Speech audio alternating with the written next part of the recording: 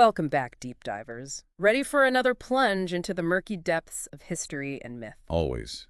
What treasures will we unearth today? Well, today's deep dive is a big one. We're tackling a mystery that's captivated people for centuries. The lost city of Atlantis. Ah, Atlantis.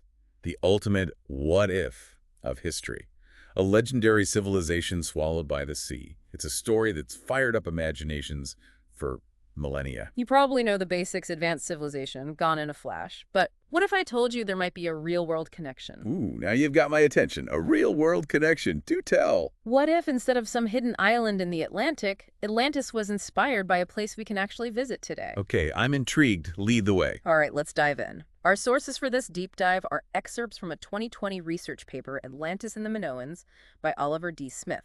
It digs into a fascinating academic debate from the 20th century. Some scholars believe they'd cracked the case, pointing to the Minoans, a Bronze Age civilization on the island of Crete, as the inspiration for Plato's tale. The Minoans. Now, that's an interesting twist. They were certainly a remarkable civilization. But Plato very specifically puts Atlantis beyond the Pillars of Hercules, which, for those of you following along on a map, is the Strait of Gibraltar. Crete is in the Aegean Sea. That's a bit of a geographical hurdle, wouldn't you say? Right, it's a head-scratcher for sure. And that's just one of many discrepancies that scholars have grappled with. But before we get into those, let's set the stage. Plato describes Atlantis as this incredible maritime empire with advanced technology and a complex social structure. They worship Poseidon, the god of the sea, and even sacrifice bulls in his honor. Powerful seafaring folks, big on bull rituals and living it up until, bam, cataclysmic event, island sinks, end of story. Pretty dramatic, even for ancient Greece. Right. Total cliffhanger ending. But if we're connecting this to the Minoans, they weren't exactly sacrificing bulls. Those incredible frescoes of Minoans leaping over bulls come to mind. I even tried it once on vacation in Crete. Let's just say I'm better suited to armchair archaeology. I can imagine. It's a different bull vibe. But both powerful island civilizations with a thing for bulls. Is that enough to draw a connection? That's where things get interesting. The Minoans, just like the Atlanteans in Plato's story, met a rather dramatic end. Their civilization collapsed around 1450 BCE, and for a long time, the reason remained a mystery. Okay, I'm sensing a but coming here. You got it. Enter the Thera eruption. This wasn't your average volcano. This was one of the most powerful eruptions in human history. Oh, wow. I'm picturing an archaeologist on Crete brushing away centuries of dirt and hitting this layer of ash. A story that changes everything. Exactly. But how does this tie back to Atlantis, and more importantly, to our Minoan friends? Well, a Greek archaeologist named Spiridon Marinatos believed the Thera eruption and the tsunamis that followed could have been the very catastrophe that wiped out Minoan coastal cities, ultimately leading to their decline. Okay, Thera, big eruptions, tsunamis, I'm with you. But this idea of natural disasters shaping civilizations is something we see over and over again in history, right? Absolutely. Pompeii, for example, or even the way we're grappling with climate change today, it's a powerful reminder of how vulnerable even the most advanced societies can be to the forces of nature. Chills, right. A whole city swallowed by the sea. That's the kind of story that sticks with you. So we've got these two seemingly separate stories, Plato's Atlantis and the archaeological discoveries on Crete, and suddenly the Thera eruption comes along and creates this potential link between them. It's like historical detective work. You've got your suspects, the Minoans, the Athenians, maybe even the Trojans. It's time to examine the evidence. Exactly. And that link, that possibility, sparked a wave of research and expeditions in the 1960s and 70s. People were obsessed with the idea that the Minoans were the Atlanteans. It must have felt like the archaeological equivalent of finding the Holy Grail. But wait, are you saying Plato basically ripped off the Minoan story? Or did memories of this eruption get passed down and warped over time? That's the million-dollar question. Right. A long line of whispers, translations, and interpretations. Did Plato embellish a kernel of truth about the Minoans? Or was there another source entirely? It gets complicated. But if the Minoans are our prime suspect, there are still some big questions left unanswered. Oh, there are indeed. Remember those geographical hurdles we talked about? Plato puts Atlantis beyond the Pillars of Hercules. Crete, well, it's not. And the size and age of Atlantis, as described by Plato, don't quite match up with what we know about Crete and the Minoans. Right. Plato's Atlantis is this massive continent that existed thousands of years before his time. Crete is an island. And while the Minoans were around for a while, it doesn't quite line up with Plato's timeline. Geographical issues and a wonky timeline. I'm starting to see why this whole Minoan Atlantis thing might not be as straightforward as it seems. It rarely is with these ancient mysteries. But before we rule them out completely, let's see how those early 20th century scholars tried to explain these big discrepancies. Did they just sweep them under the rug? Well, not exactly. They came up with some creative interpretations, shall we say. Some suggested that Solon, Plato's source, might have mistranslated or misinterpreted what the Egyptian priests told him. Perhaps there were language barriers, cultural differences, or just plain old human error. Okay, I get that. We've all played telephone. Things get messy. But even with a few mistranslations, it seems like a stretch to turn a Mediterranean island into a giant continent in the Atlantic. You're not wrong. Others proposed that Plato, being a philosopher and not a historian, might have taken some liberties with the story. Maybe he embellished it, using his literary license to turn a kernel of historical truth into a grand philosophical allegory. Ah, so Plato, the storyteller, took some creative liberties. That makes sense, but it still feels like we're missing some pieces of the puzzle. We are, and that's where the critics of the Minoan hypothesis come in. They argued that if the Minoans were the inspiration for Atlantis, there should be some mention of it in Egyptian records. After all, according to Plato, that's where the story originated. Right.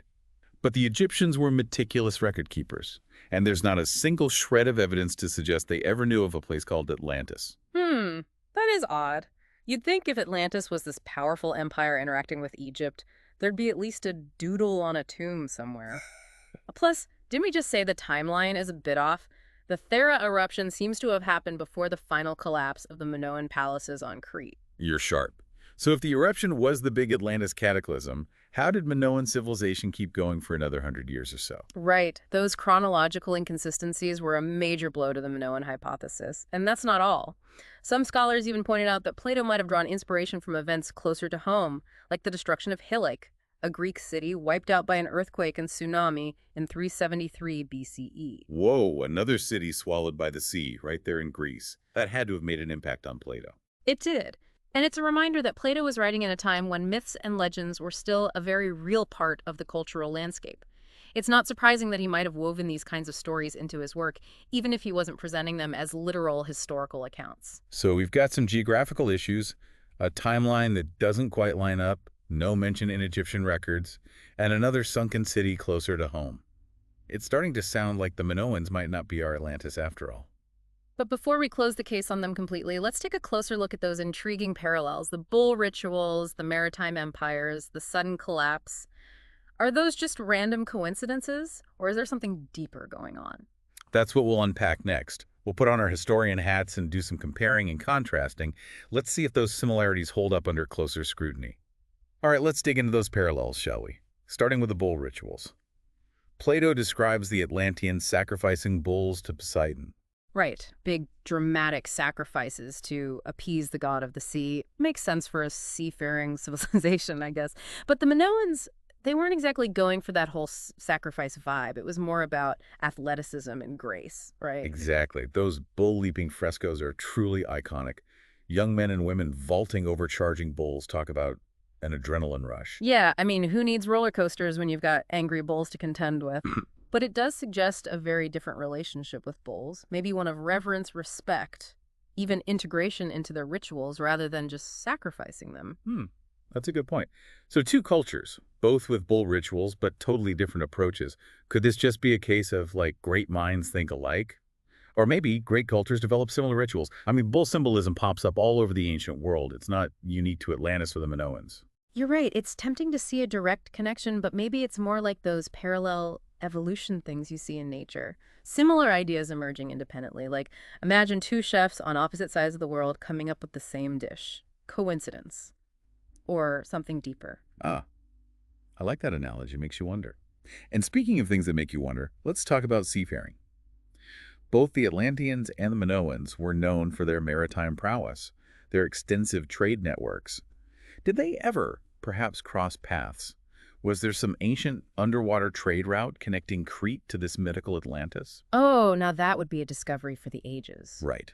Sadly, though, while both cultures were skilled seafarers and traders, there's no archaeological evidence to suggest any direct contact between them.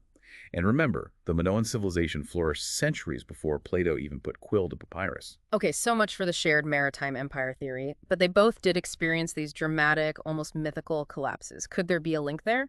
Maybe the Minoans were refugees from Atlantis, fleeing the sinking city and bringing their bull-loving culture with them. Now that's an intriguing thought. A band of Atlantean refugees settling on Crete, bringing their customs and stories. It's a romantic idea. But remember, the Minoans had a long and prosperous civilization on Crete. They weren't just showing up as refugees. And the timeline, well, it still throws a wrench in that theory. Right, back to that pesky timeline. But the Thera eruption does bring up a fascinating point about how these single cataclysmic events can have such ripple effects throughout history. We talked about those tsunamis wiping out Minoan cities. Could the eruption have had even wider effects? You mean beyond just the immediate area? Exactly. We're talking about one of the most powerful eruptions in human history. Could it have messed with the climate, causing trouble all over the Mediterranean? That's a question that scholars are still debating to this day. Some believe the eruption was so powerful that it caused widespread climate change, leading to droughts and famines across the region. Others argue that its effects were more localized, confined to the Aegean and surrounding areas.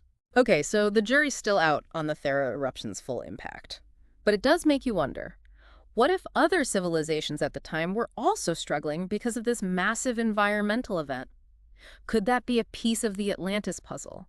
A once powerful civilization weakened by climate change, and then, bam, the final blow, lost to the waves. It's a compelling idea, and it highlights how interconnected the ancient world really was. Even without direct contact, events in one part of the world could have had far-reaching consequences. It really makes you think, right?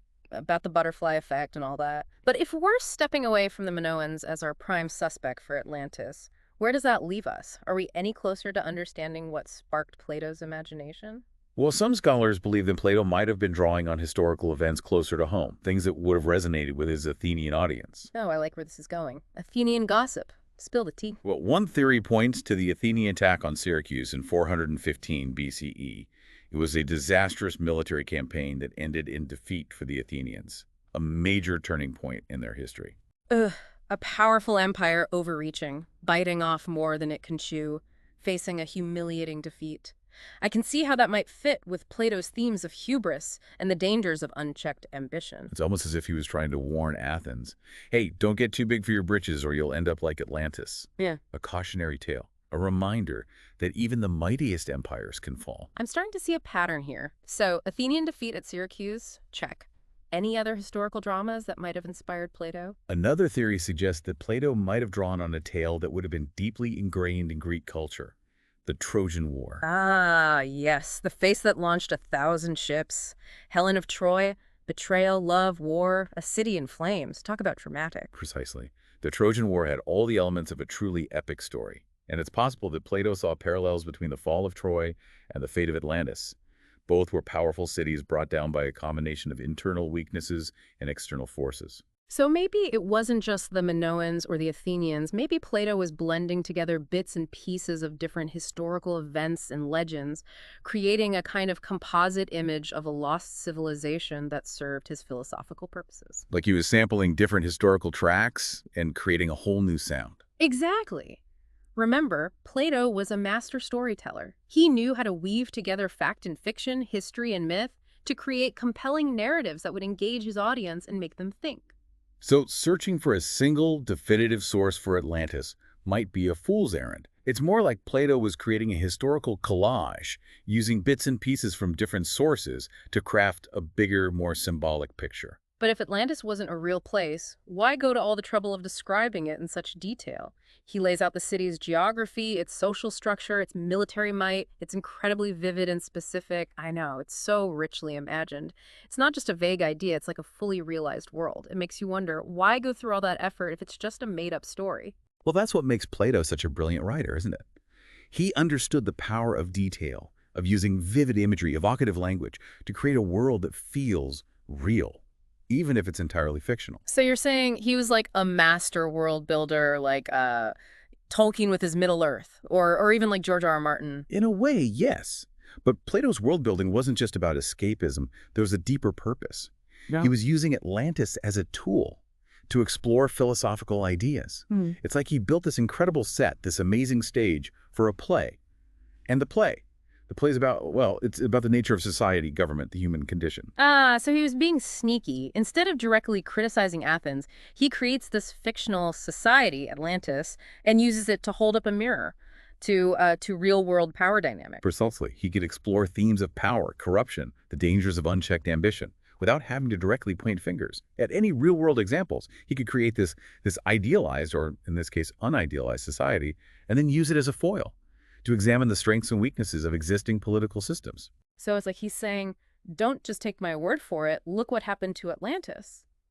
Right, and by framing it as a story, he makes these complex philosophical ideas, these big ideas, more accessible, more engaging for his audience. Exactly. Plato understood that stories have this way of staying with us. They spark our imaginations in a way that philosophical treatises sometimes just don't.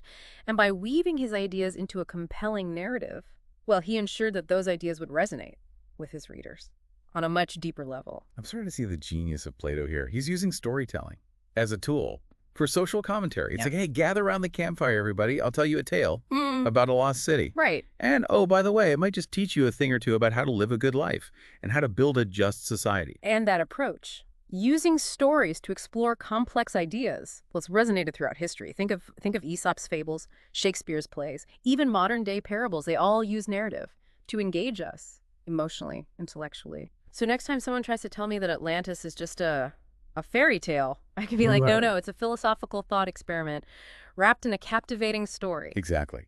And while Atlantis may not have been a real place, the questions it raises about our past, our present, our future, those are as relevant today as they were in Plato's time. You know, this whole deep dive it's really shifted my perspective. I came in thinking we were going to solve a historical mystery, but it's turned into something much richer. It's about understanding our own fascination with the past and how we use stories to make sense of the world. Beautifully said. It reminds us that even when we can't find those definitive answers, the journey, the exploration is its own reward. So what does all this mean for you, dear listener? What does it all mean? Perhaps it's an invitation to embrace the mysteries, to question the narratives, the stories we've been told, and to look for those hidden connections between myth and history in your own life. What stories have shaped your worldview? What Atlantises are you searching for? Maybe, just maybe, the next time you look out at the ocean, you'll feel this sense of wonder, not just at the vastness of the sea, but also at the vastness of time and the countless stories lost to the waves. Thanks for taking this deep dive with us. Until next time, keep exploring, keep questioning, and keep those imaginations firing.